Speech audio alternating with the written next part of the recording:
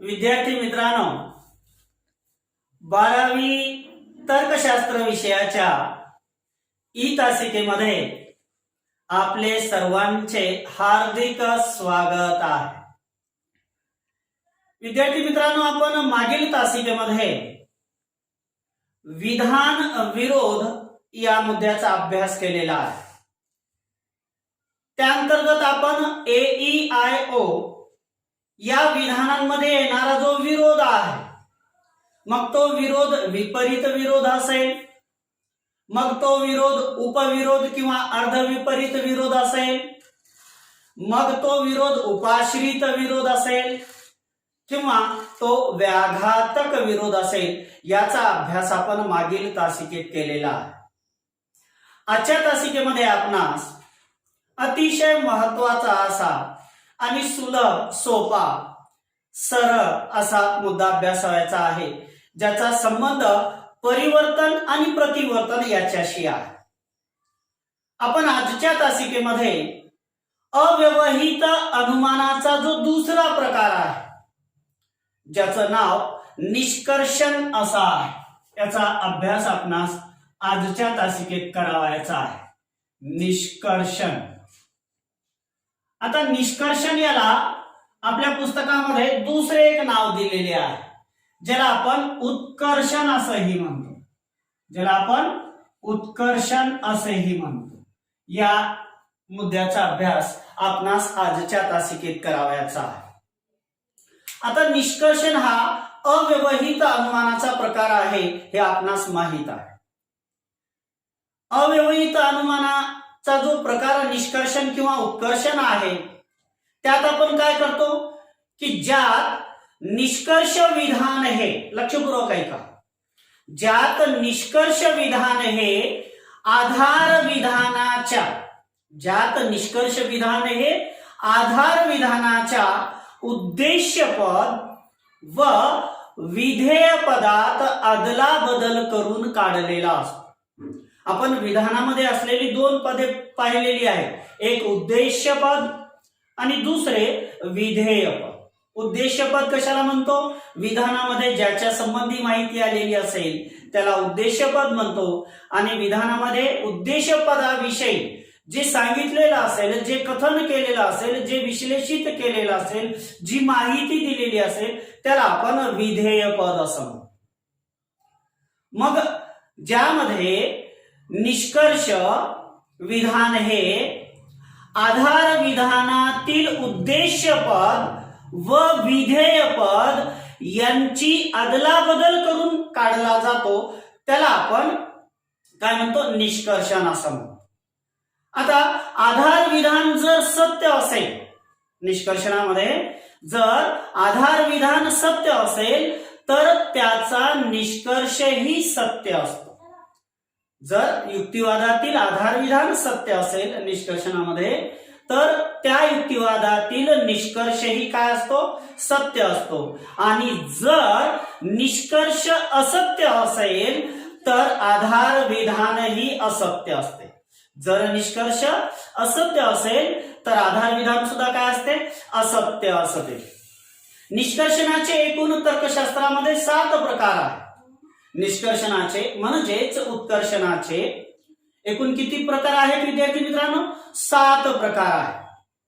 त्यापैकी जे 2 मूलभूत प्रकार आहेत, निष्कर्षणाचे जे एकूण 7 प्रकार आहेत त्यापैकी जे 2 मूलभूत प्रकार आहेत, त्या 2 मूलभूत प्रकारांचा अभ्यास आपणास करावयाचा आहे। त्यातला पहिला प्रकार आहे परिवर्तन। लक्षपूर्वक ऐका विद्यार्थी मित्र, पहिला प्रकार कोणता? परिवर्तन। कशाचा? निष्कर्षणाचा मूलभूत प्रकार, जो आपणास अभ्यासावयाचा आहे। परिवर्तन पहिला प्रकार, आणि दुसरा आहे प्रतिवर्तन।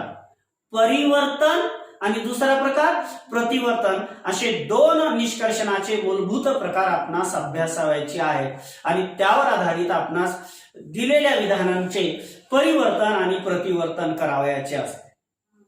आता परिवर्तन म्हणजे नेमकं काय आहे आणि परिवर्तन कसं केलं जातं हे पाहत असताना, परिवर्तन ही अव्यवहित अनुमानाची अशी प्रक्रिया आहे। परिवर्तन ही कशाची प्रक्रिया आहे? अव्यवहित अनुमानाची। परिवर्तन ही अव्यवहित अनुमानाची अशी प्रक्रिया आहे की आधार विधानाचे विधेय पद हे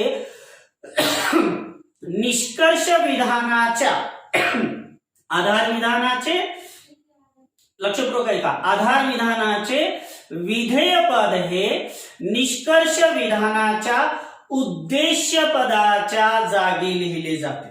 उद्देश्य पदाच्या जागी लिहिले जाते आणि आधार विधानाचे उद्देश्य पद हे आता उलट आणि आधार विधानाचे उद्देश्य पद हे निष्कर्ष विधानाच्या विधेय पदाच्या जागी लिहिले जाते.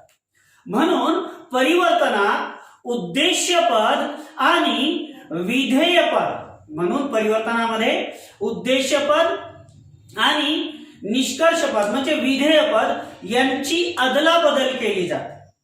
उद्देश्य पद आणि विधेय पद यांची काय केली जाते? अदलाबदल केली जाते. आता हे परिवर्तन कसे करावयाचे त्यासंबंधी तर्कशास्त्रात काही नियम आहेत का? तर परिवर्तन करत असताना तर्कशास्त्रातील काही नियमांना अनुसरून आपणास दिलेल्या विधानांचे परिवर्तन करावे लागते. मग त्यामध्ये पहिला नियम कोणता आहे परिवर्तनाचा? तो नियम आहे गुण विषयक नियम. पहिला नियम आहे परिवर्तनाचा गुण विषयक नियम.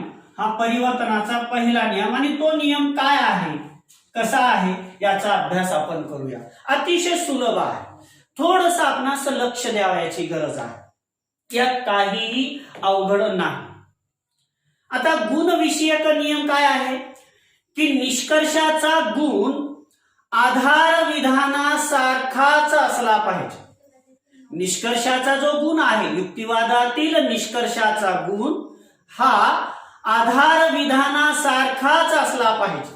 म्हणजे काय? आपण याच्या अगोदर पाहिलेलं आहे. गुण म्हणजे काय की ते विधान होकारार्थी आहे का नकारार्थी आहे, म्हणजे गुण विषयक माहिती दे. जर विधानात आलेली माहिती होकारार्थी आहे का विधानात दिलेली माहिती नकारार्थी आहे, ही माहिती देणे, ही माहिती लिहिणे, ही माहिती सांगणे म्हणजे गुण विषयक माहिती देणे.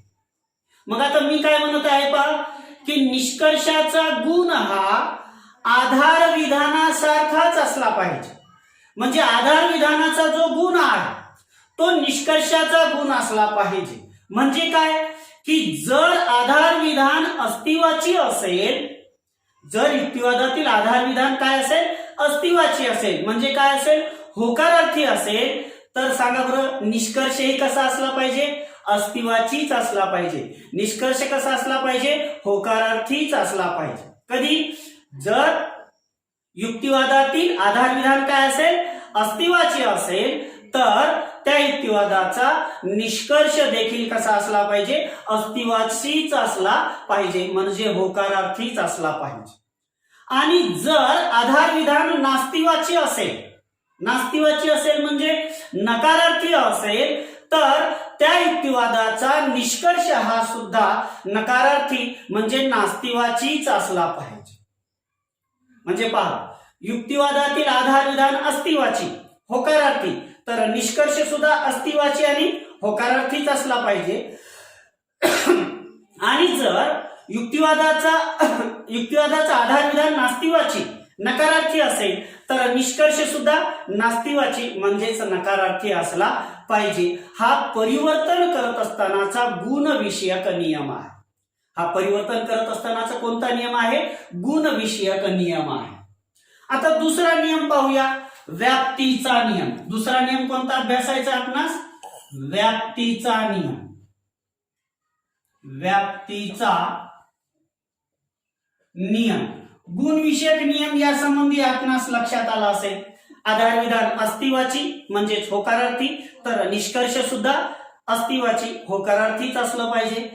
आधार विधान नास्तिवाची म्हणजेच नकारार्थी, तर निष्कर्ष सुद्धा नास्तिवाची म्हणजे नकारार्थीच असले पाहिजे. हा गुण विषयक नियम लक्षात ठेवा कधी? परिवर्तन करत असताना. या नियमाचं पालन करून आपण परिवर्तन केलं पाहिजे. दुसरा नियम अभ्यासतोय आपण परिवर्तनाचा, व्याप्तीचा नियम. आता व्याप्तीचा नियम काय सांगतो विद्यार्थी मित्रांनो, की आधार विधानातील पद हे, आधार विधानातील पद हे, आता आधार विधानातील पदे कोणती येतात, उद्देश पद, विधेय पद, याचा अभ्यास आपण केलेला आहे.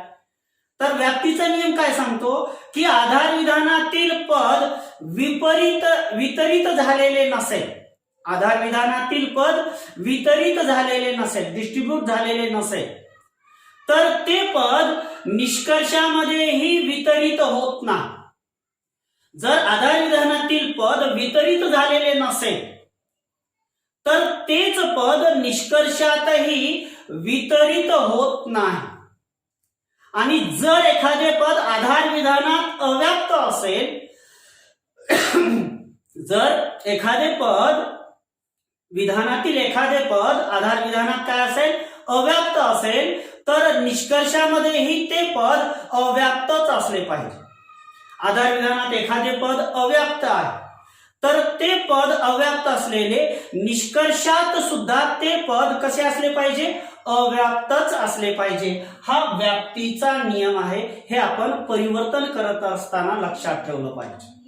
आता हे नियम सांगत असताना थोडंसं आपणास अवघड वाटत असेल की परिवर्तन करणं क्लिष्ट आहे का, अवघड आहे का?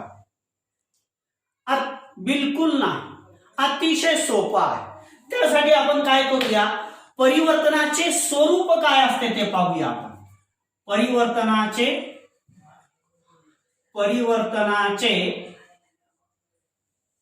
स्वरूप काय आहे, म्हणजे प्रत्यक्षात परिवर्तन कसं केलं जातं याचा अभ्यास आपण करूया. अतिशय सोपा आहे.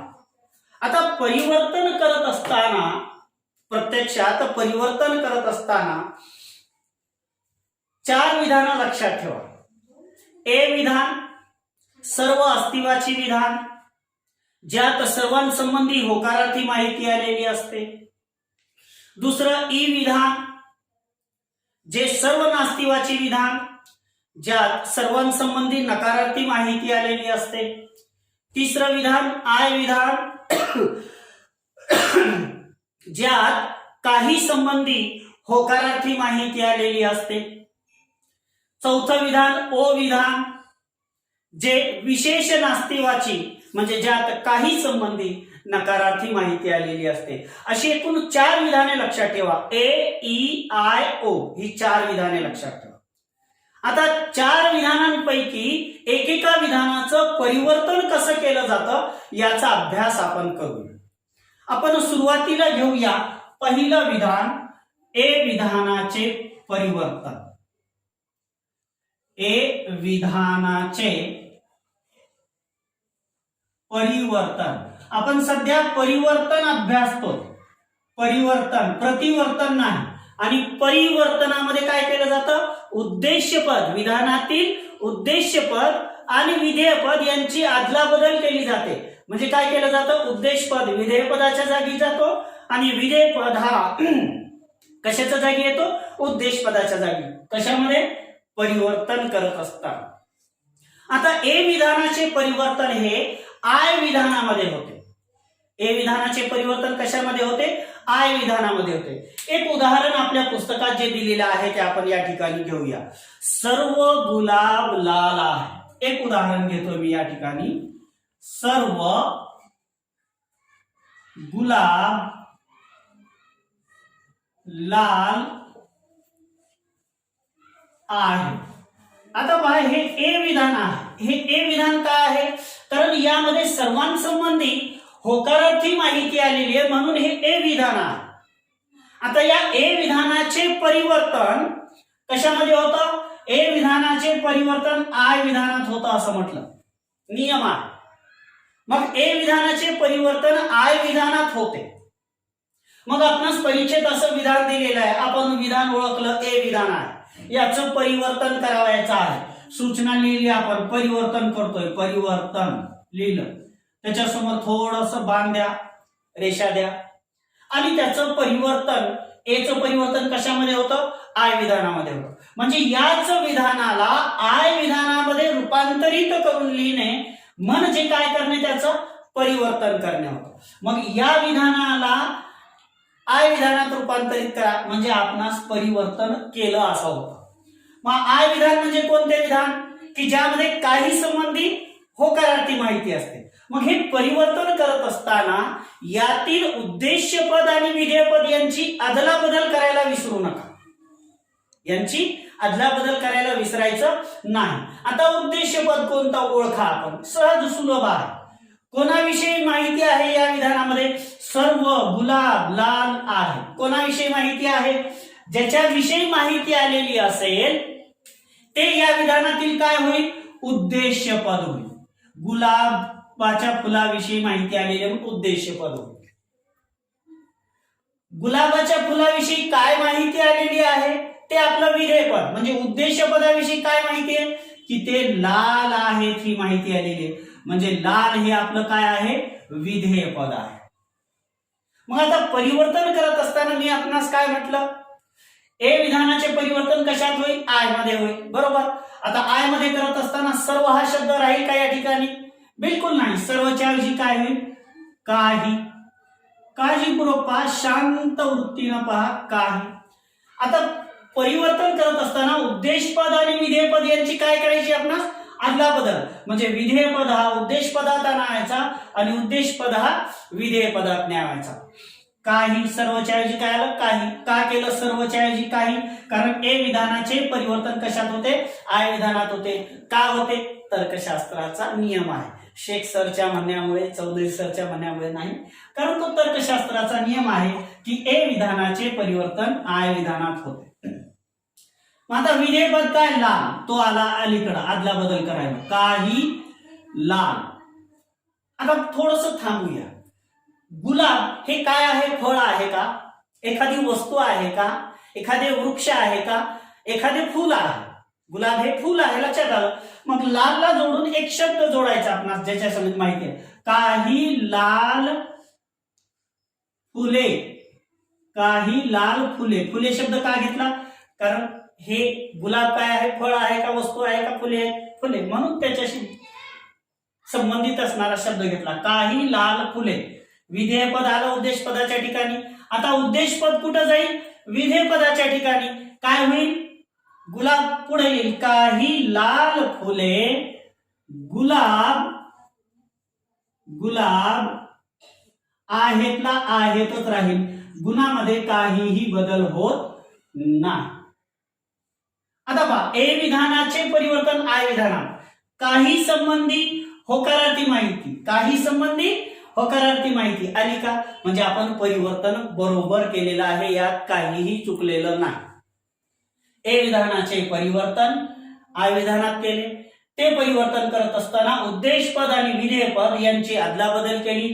विधेयपद आपण परिवर्तन करत असताना उद्देशपदाच्या ठिकाणी आणलं आणि उद्देशपद हा परिवर्तन करत असताना विधेयपदाच्या ठिकाणी गेलं. आपण ते बरोबर केले का नाही पाहूया.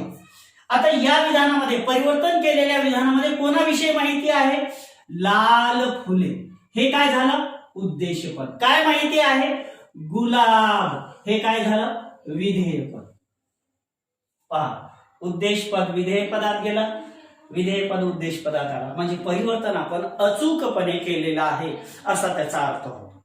आता ए विधानाचे परिवर्तन करत असताना अनेक वेगवेगळी विधाने येत असतात. कारण ए विधानाचे परिवर्तन हे फक्त आणि फक्त आय विधानातच होतं असं नाही विद्यार्थी मित्रांनो. कारण बऱ्याच वेळेला विधाने वेगवेगळी असल्यामुळं त्या विधानांकडे आपणास थोडस लक्ष द्यावं लागतं. तर जर उद्देश्यपद, आता ए विधान जर वेगळ्या पद्धतीचं असेल, म्हणजे कसं की उद्देश्यपद आणि विधेयपदाने, विधानातील उद्देश्यपद आणि विधेयपदाने एकाच बाबीचा, एकाच गोष्टीचा निर्देश होत असेल. विधानातील उद्देश्यपद आणि विधेयपद याने जर एकाच बाबीचा, एकाच गोष्टीचा निर्देश होत असेल तर ए विधानाचे परिवर्तन हे ए विधानातच होते. लक्षपूर्वक ऐका मी काय म्हणतो.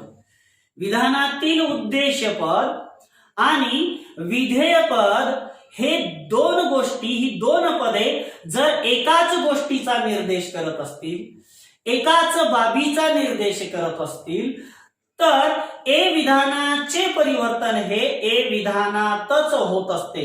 त्याचं एक उदाहरण आपल्या पुस्तकामध्ये जे दिलेलं आहे ते आपण घेऊया. या मासिकात सर्वात लहान लेख उत्कृष्ट आहे. या मासिकात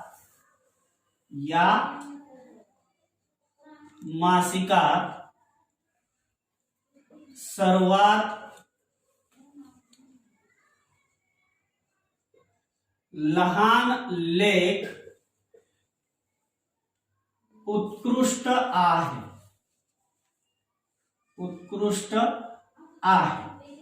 हे ए विधान आहे. या मासिकात सर्वात लहान लेख उत्कृष्ट आहे, हे ए विधान आहे.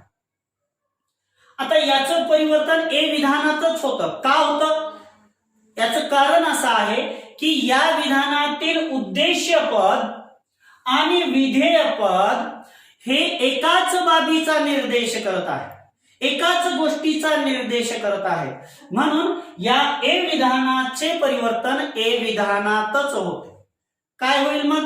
या मासिकातील उत्कृष्ट लेख, फक्त उद्देशपद आणि विधेयपद यांची अदलाबदल करायची, त्याला आय विधान करायचं नाही, ए विधानातच करायचं. आणि ते करत असताना उद्देशपद आणि विधेयपद यांची अदलाबदल करायची, म्हणजे उद्देशपदाच्या जागी विधेयपद आणि विधेयपदाच्या जागी उद्देशपद. या मासिकेतील उत्कृष्ट लेख सर्वात लहान लेख आहे. या मासिकातील, याचं परिवर्तन काय होईल पहा, या मासिकातील, हे जे विधान आहे या विधानातील उद्देशपद आणि विधेयपद यांची आपणास अदलाबदल करायचे. या मासिकातील उत्कृष्ट लेख जे इथलं विधेयपद आहे ते आलं उद्देशपदाच्या ठिकाणी, आणि उद्देशपद कुठं जाईल? विधेयपदाच्या ठिकाणी. सर्वात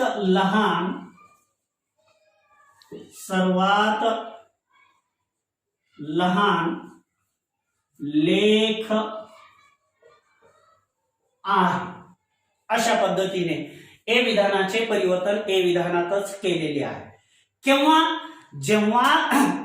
विधानातील उद्देशपद आणि विधेयपद हे काय करत असतील? एकाच गोष्टीचा निर्देश करत असतील, एकाच गोष्टीला दर्शवत असतील, एकाच गोष्टीविषयी सांगत असतील, तेव्हा ए विधानाचे परिवर्तन हे ए विधानातच होत असते. अशा पद्धतीने आता या ठिकाणी आपण ए विधानाचे परिवर्तन सुरुवातीला आय विधानात पाहिलं, त्यानंतर ए विधानाचे परिवर्तन आपण ए विधानातच पाहिलं. आणखीन त्याचप्रमाणे आणखीन काही सर्व अस्तित्वाची विधाने वेगवेगळ्या प्रकारची असतात.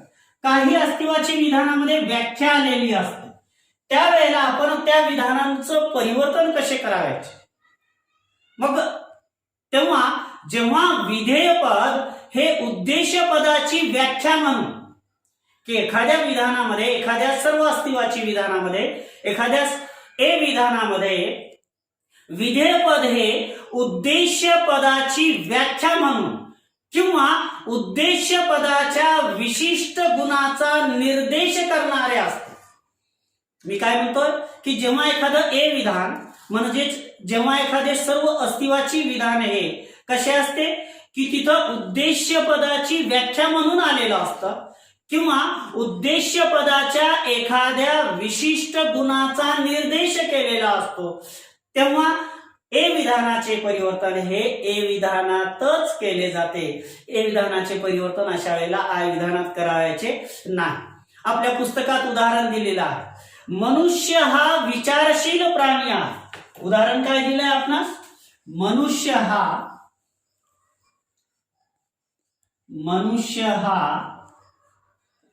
विचारशील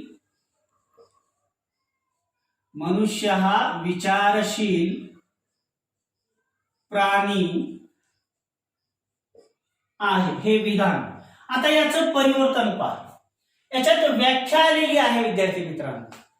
ए विधान आहे, सर्वांविषयी माहिती, व्याख्या आहे, मनुष्य हा विचारशील प्राणी आहे.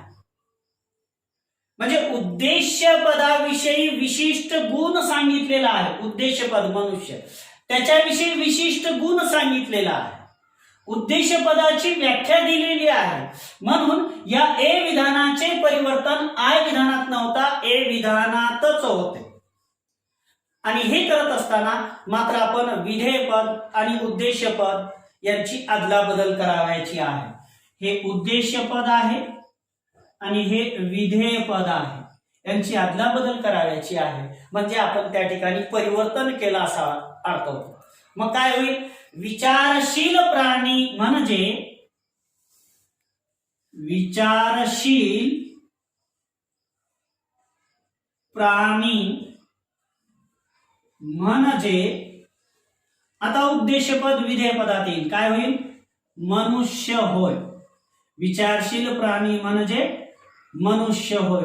अशा पद्धतीने याचा आपण परिवर्तन करू शकतो. आणि या परिवर्तनाला तर्कशास्त्रामध्ये सरळ परिवर्तन असं म्हटलं जातं. काय म्हटलं जातं? सरळ परिवर्तन असं म्हटलं जातं. आता हे झालं ए विधानाचे परिवर्तन कसे होते. ए विधानाचे परिवर्तन सुरुवातीला आपण पाहिलं आय विधानात होते.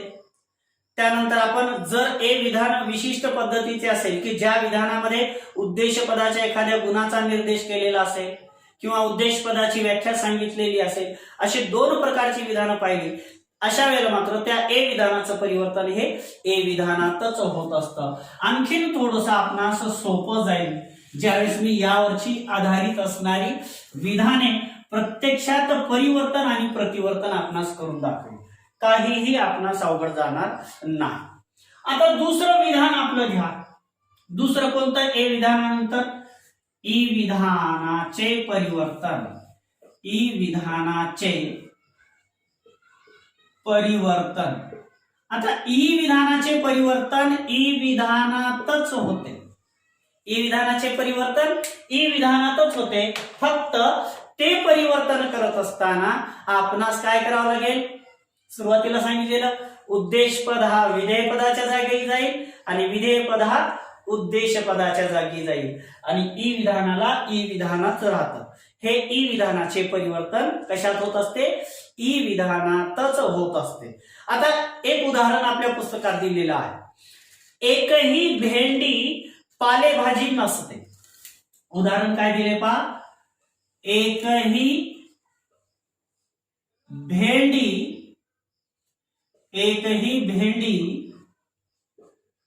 पालेभाजी नसते.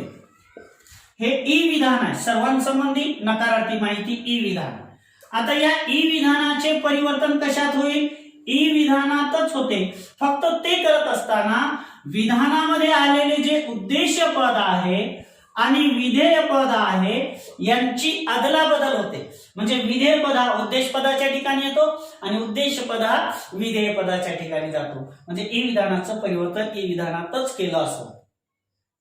मग आता ई विधानाचे परिवर्तन ई विधानातच होत असल्यामुळे एकहीला एकहीच राहील. विद्यार्थी मित्रांनो, पुढे काय म्हटलं मी? उद्देशपद विधेयपद यांची काय करा? अदलाबदल करा. काय होईल? उद्देशपद राहील, विधेयपद येईल उद्देश पदाच्या जागेवर. काय आहे विधेयपद? पालेभाजी. घ्या अलीकडे पालेभाजी. आता उद्देशपद घ्या. काय? भेंडी. भेंडी आणि नसतेला नसते शब्द ठेवा. आलं? एकही पालेभाजी भेंडी नसते किंवा नाही. म्हणजे ई विधानाचे परिवर्तन ई विधानातच होते. फक्त ते करत असताना उद्देश पद आणि विधेय पद यांची अदलाबदल होत असते. झाली की नाही पहा. म्हणजे आपण परिवर्तन अगदी बरोबर केलेले आहे. आणि यालाही तर्कशास्त्रामध्ये ई विधानाचे परिवर्तन ई विधानातच केलं असता त्यालाही तर्कशास्त्राच्या भाषेमध्ये सरळ परिवर्तन असं म्हटलं जातं. काय म्हटलं जातं? सरळ परिवर्तन असं म्हटलं जातं. आता ही दोन विधाने झाली विद्यार्थी मित्रांनो. आपण दोन विधानाचं परिवर्तन अभ्यासलं. ए विधानाचे परिवर्तन पाहिलं जे सुरुवातीला आय विधानात होतं आणि काही विशिष्ट ए विधाने असतात की ज्यांचं परिवर्तन हे ए विधानातच होत असतं. अशी क्वचित वेळेला विधाने येतात. त्यानंतर दुसरा प्रकार अभ्यासला आपण ई विधानाचे परिवर्तन ई विधानातच होते. फक्त ते करत असताना उद्देशपद आणि विधेयपद यांची अदलाबदल करायची असते.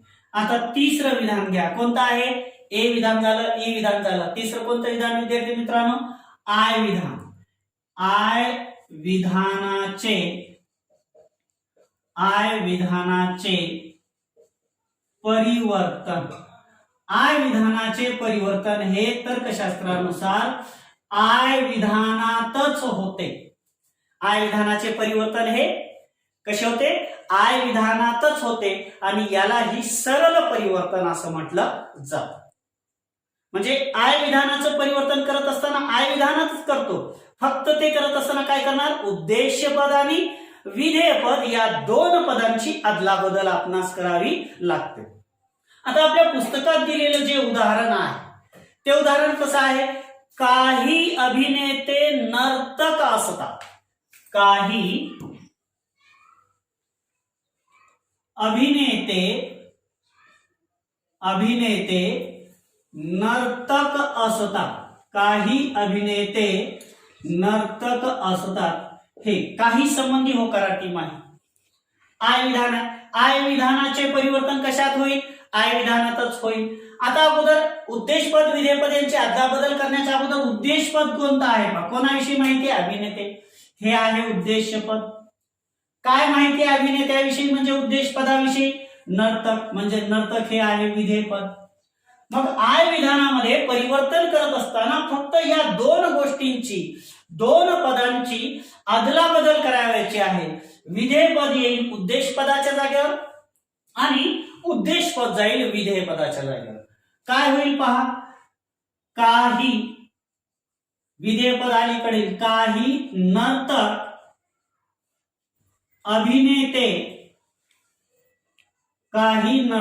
अभिनेते असतात. आता या विधानामध्ये आपण काय केलं पहा. कोणाविषयी माहिती आहे? नर्तक. उद्देशपद काय माहिती आहे? अभिनेते. विधेयपद पहा. उद्देशपद गेलं विधेयपदाच्या जागी, विधेयपद आलं उद्देशपदाच्या जागी.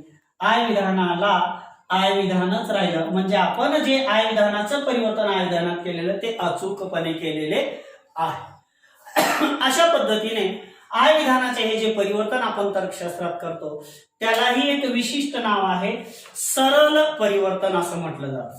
आता एक शेवटचं विधान राहिलेलं आहे विद्यार्थी मित्रांनो. त्या शेवटच्या विधानाचं परिवर्तन आपणास करावायचं आहे. ते थोडस क्लिष्ट आहे. क्रमांक 4. कोणतं विधान? ओ विधानाचे परिवर्तन.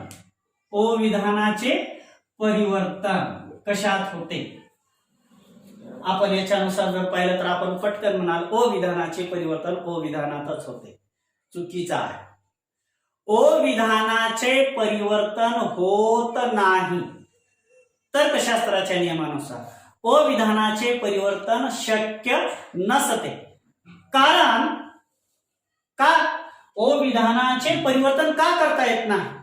का शक्य होत नाही? कारण गुणाच्या नियमानुसार परिवर्तनाचे गुणही समान असले पाहिजे. गुणाच्या नियमानुसार परिवर्तनाचे काय समान असले पाहिजे? गुणही समान असले पाहिजे. म्हणून ओ विधानाचे परिवर्तन होत नाही. म्हणजे कोणतं विधान? ओ विधान म्हणजे विशेष नास्तिवाची विधान, काही नास्तिवाची विधान, काही संबंधी नकारार्थी माहिती असलेली, काही फुले सुगंधित नसतात, हे ओ विधान आहे. जर परीक्षेत ओ विधान आलं आणि आपणास परिवर्तन करा अशी सूचना जर असेल तर आपण ते विधान लिहायचं आहे क्रमांक टाकून. मी इथं एक उदाहरण लिहितोय. काही फळे गोड नसतात. आता हे ओ विधान आहे विद्यार्थी मित्रांनो, परीक्षेत आलं परिवर्तनासाठी. मग आपण काय करायचंय? खाली परिवर्तन असा शब्द लिहून, परिवर्तन असा शब्द लिहून या ठिकाणी एक लिहून टाकायचं. या ओ विधानाचे परिवर्तन होत नाही अशा पद्धतीने आपणास लिहावयाचे असतं. ओ विधानाचे परिवर्तन होत नाही म्हणून आपण ते सोडून नाही द्यायचं. परिवर्तन शब्द लिहायचा, थोडीशी आडवी रेषा द्यायची आणि लिहायचं या ओ विधानाचे परिवर्तन होत नाही. अशा पद्धतीने आपणास लिहायचे असते.